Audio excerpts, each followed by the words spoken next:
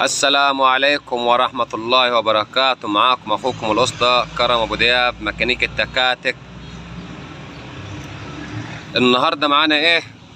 الميني كار أهي. دي الميني كار اللي هي النوع الجديد. بس أنا معانا إحنا هنا عيب في ضرب أجوان سلندر، نفس العربية بالظبط. دي مجال المية، وده البستم بتاعها بالصلاة على النبي الله اكبر اهو. انتوا زي ما انتوا شايفين كده تمام. معانا الجوان، بس احنا ايه ضرب اللي هو الجوان ده زي ما انتوا شايفين اهو، ده ضرب تمام. واللي معاه ان شاء الله اي حاجه عايز يستفسر بيها عن الميكانيكا بتاعه الميني كار انا تحت امره اهي. دي الميني كار الجديده، دي شغاله تبريد ميه.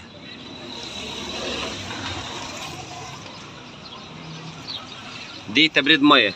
ده الحوض بتاعها من قدام زي ما احنا بنقول عليه ايه، نظام الشنطه اهي.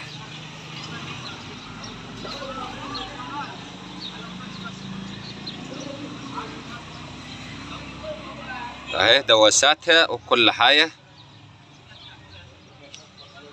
ده مكان البطاريه والكهرباء. بس اهم حاجه لما نيجي نفك الموتور او نلعب في الموتور زي كده لازم نشيل البطاريه.